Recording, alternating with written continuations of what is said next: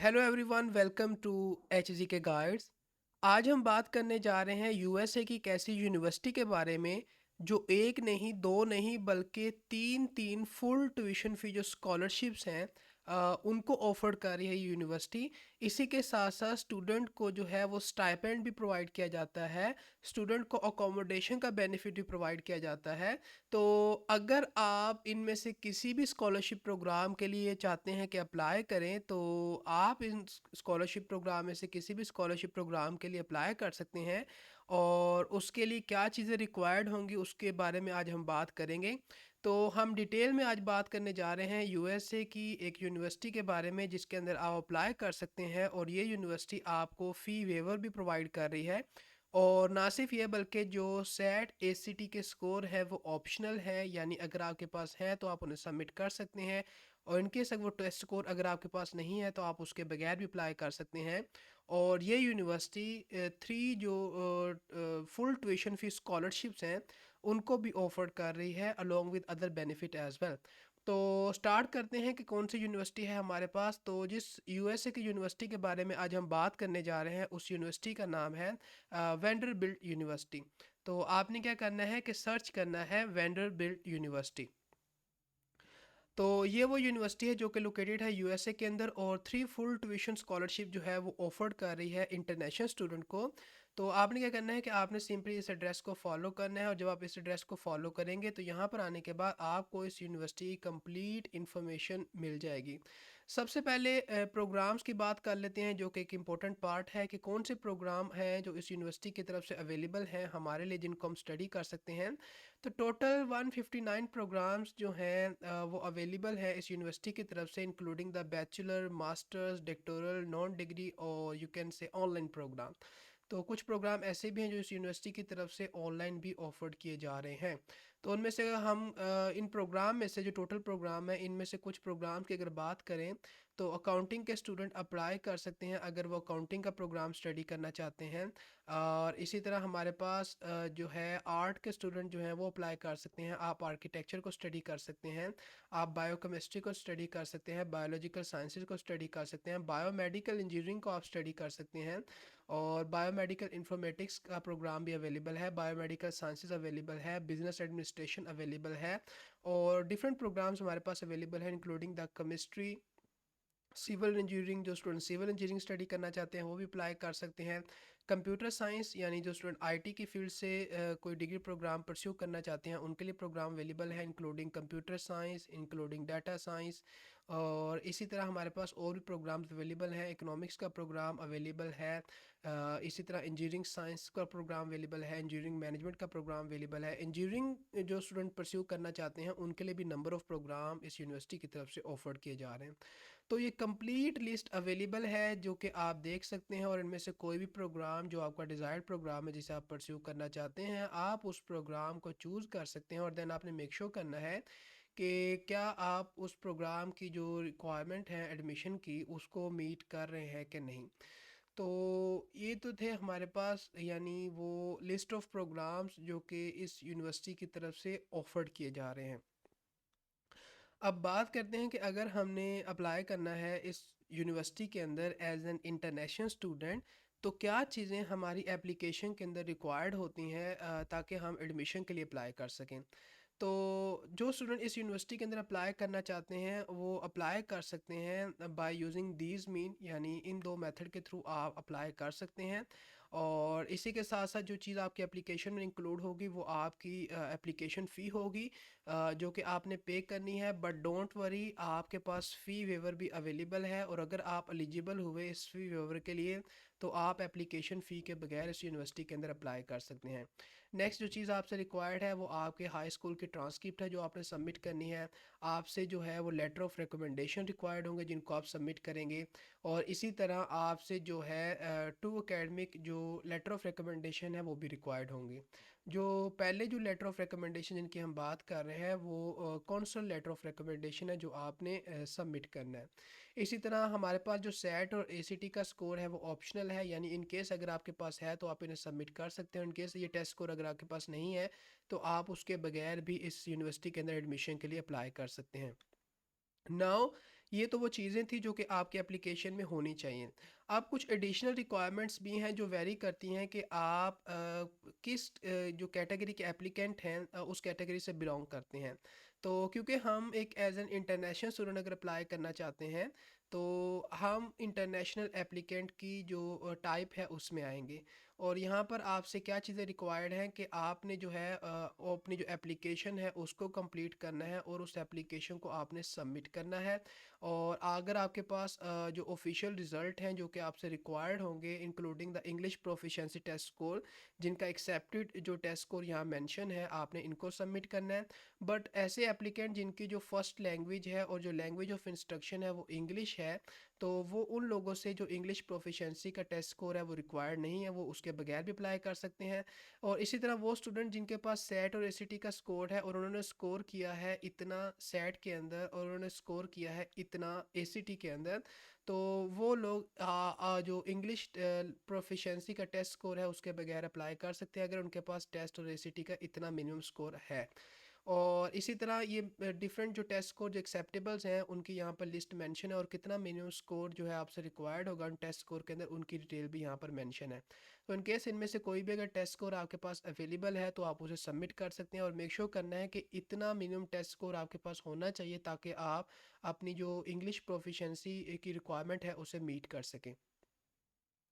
और वो स्टूडेंट जो स्कॉलरशिप के लिए अप्लाई करना चाहते हैं तो उन्होंने जो है कॉलेज स्कॉलरशिप की जो प्रोफाइल है उसे भी कंप्लीट करना है और उसको भी सबमिट करना है। और मेक श्योर करना है कि जो भी चीज़ें आप सबमिट करेंगे अपनी एप्लीकेशन के अंदर एज एन इंटरनेशनल स्टूडेंट आपने उनको इंग्लिश लैंग्वेज में ही सबमिट करना है। और वो स्टूडेंट जिन्होंने अपनी ट्रांसक्रिप्ट सबमिट की है या उन्होंने अपना रिकमेंडेशन लेटर सबमिट किया है और वो चीज़ें अगर इंग्लिश लैंग्वेज में नहीं हैं तो उन ट्रांसक्रिप्ट को उन रिकमेंडेशन लेटर को आपको ट्रांसलेट करना पड़ेगा इंग्लिश लैंग्वेज के अंदर ताकि उनको एक्सेप्ट किया जा सके। तो ये चीज़ें रिक्वायर्ड होती हैं आपकी एप्लीकेशन के अंदर एज एन इंटरनेशनल एप्लीकेंट। और अगर आप इंटरनेशनल एप्लीकेंट नहीं हैं यानी अगर आप जो है किसी और एप्लीकेंट की टाइप से बिलोंग करते हैं तो आपको फिर उसके मुताबिक जो है रिक्वायरमेंट्स को देखना पड़ेगा। तो मेक श्योर करना है कि ये सारी चीज़ें जो है आपके एप्लीकेशन के अंदर रिक्वायर्ड होती हैं, इन सारी चीज़ों को आपने जो है वो सबमिट करना है। कुछ चीज़ें ऑप्शनल भी हैं। And apart from these application criteria कुछ और भी एप्लीकेशन क्राइटेरिया है जो कि हमने बताया डिपेंडिंग पोन कि अगर आप एक इंटरनेशनल स्टूडेंट हैं तो आपको उन क्राइटेरिया को मीट करना पड़ेगा। अब बात करते हैं स्कॉलरशिप्स की। तो जो वेंडरबिल्ट यूनिवर्सिटी है यूएसए की, ये जो है अलाउ करती है इंटरनेशनल स्टूडेंट को कि वो अप्लाई कर सकते हैं जितने भी मेरिट बेस्ड स्कॉलरशिप प्रोग्राम है उनके लिए। और different merit based scholarship programme जो है ऑफर्ड किए जाती हैं एट वेंडरबिल्ट यूनिवर्सिटी। और उनके लिए जो है आपको एप्लीकेशन भी रिक्वायर्ड होती है जिसके अंदर आपने एप्लीकेशन भी अपनी सबमिट करनी होती है। तो अगर इनमें से कुछ स्कॉलरशिप्स की हम बात करें तो जो सबसे पहली स्कॉलरशिप है हमारे पास that is the Ingram scholarship programme. जो इन ग्राम स्कॉलरशिप प्रोग्राम है इसके अंदर जो स्टूडेंट होते हैं उन्हें फुल ट्यूशन फ़ी की स्कॉलरशिप प्रोवाइड की जाती है। इसी तरह जो ऑल रिक्वायर्ड फ़ीस होती हैं दूसरी उनकी कवरेज भी यानी कोई भी डिफरेंट जो फ़ीस है जो कि स्टूडेंट ने सबमिट करनी होती है उसकी कवरेज भी स्टूडेंट को प्रोवाइड की जाती है। इसी तरह स्टूडेंट को ऑन कैंपस अकोमोडेशन भी ऑफर की जाती है। और इसी तरह जो है वो समर से रिलेटेड कुछ जो प्रोजेक्ट्स हैं उनके लिए उस स्टूडेंट को स्टाइपेंड भी प्रोवाइड किया जाता है।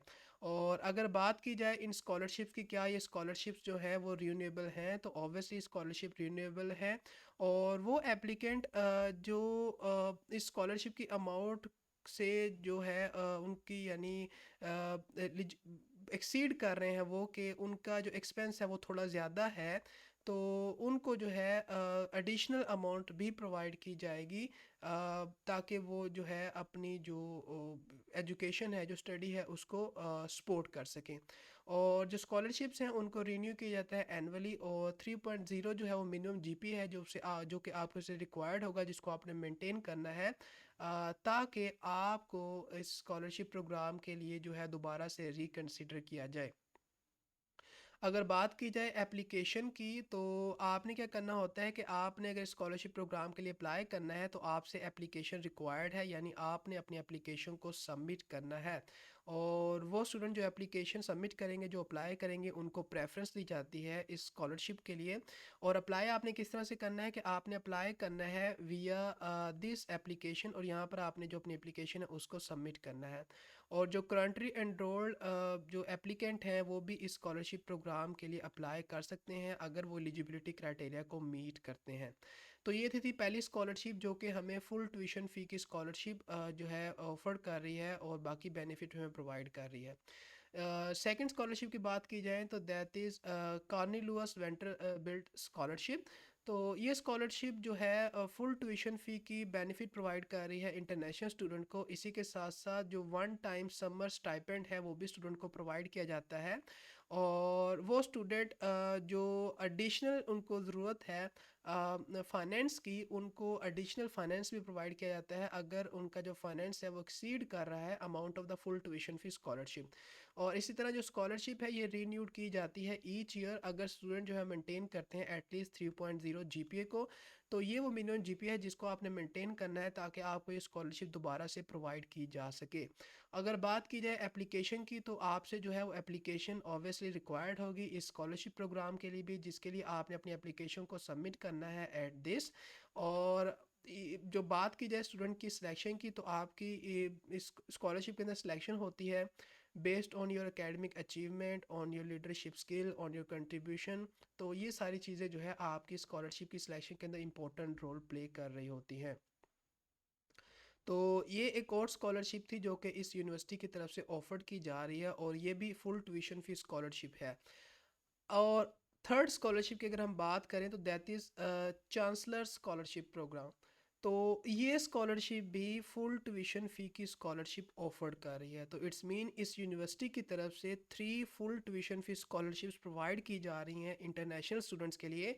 और इनमें से अगर किसी भी स्कॉलरशिप की एलिजिबिलिटी क्राइटेरिया के लिए आप एलिजिबल हुए तो आप इस स्कॉलरशिप प्रोग्राम के लिए अप्लाई कर सकते हैं और आपको चांस मिल सकता है कि आप फुल ट्यूशन फ़ी की स्कॉलरशिप को अवेल कर सकें। तो अगर बात करें चांसलर स्कॉलरशिप के बेनिफिट की तो आपको फुल ट्यूशन फ़ी की कवरेज मिलती है। इसी तरह आपको जो है समर स्टाइपेंड भी मिलता है जो कि वन टाइम होता है। और इसी तरह अगर वो स्टूडेंट जिनको एडिशनल फाइनेंस की ज़रूरत होती है फॉर देयर स्टडी तो उनको एडिशनल फाइनेंस भी प्रोवाइड किया जाता है अपार्ट फ्रॉम द अमाउंट जो कि उन्हें प्रोवाइड की जाती है for their full tuition fee. और अगर बात की जाए क्या ये स्कॉलरशिप भी रीन्यू होती है तो ये स्कॉलरशिप भी रीन्यू होती है ईच ईयर। और एटलीस्ट आपके पास 3.0 जीपीए होना चाहिए ताकि आप इस स्कॉलरशिप के लिए दोबारा कंसीडर किया जा सकें। अगर बात की जाए एप्लीकेशन की तो इस स्कॉलरशिप के लिए भी आपसे जो एप्लीकेशन है वो रिक्वायर्ड है और स्ट्रॉन्गली रिक्वायर्ड है। और उन स्टूडेंट को प्रेफरेंस दी जाती है जो अप्लाई करते हैं इस स्कॉलरशिप प्रोग्राम के लिए। और आपने अप्लाई किस तरह से करना है यूजिंग दिस। और जब आप अपनी एप्लीकेशन को सबमिट कर देंगे तो इट्स मीन कि आपने एप्लीकेशन के लिए अप्लाई कर दिया है। अगर बात की जाए सिलेक्शन की तो आपकी जो एकेडमिक अचीवमेंट है, जो करेक्टर है, जो लीडरशिप के स्किल्स हैं उनको एक्चुअली देखा जा रहा होता है for your selection for this scholarship programme. तो फिर वो स्टूडेंट जो एक स्ट्रॉन्ग प्रोफाइल को होल्ड करते हैं उनको सेलेक्ट कर लिया जाता है इस स्कॉलरशिप प्रोग्राम के लिए। तो ये थी एक और स्कॉलरशिप की टाइप। तो आज की जो अपॉर्चुनिटी थी आई होप सो कि अपॉर्चुनिटी आपको काफ़ी अच्छी लगी होगी क्योंकि आज की जो अपॉर्चुनिटी थी इसमें हमने एक नहीं दो नहीं बल्कि तीन जो है फुल टाइम जो स्कॉलरशिप है, जो फुल ट्यूशन फीस स्कॉलरशिप है, उनके बारे में हमने बात किया कि उन स्कॉलरशिप के लिए आपने किस तरह से यानी अप्लाई करना है। और जो फुल ट्यूशन फीस स्कॉलरशिप है उसके अलावा भी इन स्कॉलरशिप की तरफ से कुछ बेनिफिट प्रोवाइड किए जा रहे हैं। तो वो स्टूडेंट जो इंटरेस्टेड है कि वो यूएस से स्टडी करें और सर्च कर रहे हैं किसी ऐसी यूनिवर्सिटी को जो उन्हें फुल ट्यूशन फ़ी की स्कॉलरशिप ऑफर करे तो वेंडरबिल्ट यूनिवर्सिटी एक अच्छा ऑप्शन आपके लिए हो सकता है। अगर आप इसे कंसीडर करना चाहते हैं और इस यूनिवर्सिटी के अंदर एडमिशन के लिए अप्लाई करना चाहते हैं एज एन इंटरनेशनल एप्लीकेंट तो आप अप्लाई कर सकते हैं और आपको देन चांस मिल सकता है कि आप इन तीनों में से किसी भी एक स्कॉलरशिप के लिए अगर एलिजिबल हुए तो आपकी सिलेक्शन हो सकती है और आपको देन फुल ट्यूशन फ़ी का जो स्कॉलरशिप है वो प्रोवाइड की जाएगी। बाकी जो फ़ीस के बेनिफिट हैं वो प्रोवाइड किए जाएंगे। आपको ऑन कैंपस जो अकोमोडेशन है, जो हाउसिंग है वो प्रोवाइड की जाएगी और एडिशनल आपको फाइनेंस की सपोर्ट भी प्रोवाइड की जाएगी। तो आई होप सो कि अपॉर्चुनिटी आपको अच्छी लगी होगी, ये इन्फॉर्मेशन आपके लिए हेल्पफुल होगी। तो मिलते हैं आपको किसी नई अपॉर्चुनिटी के साथ। So till then take care and good bye.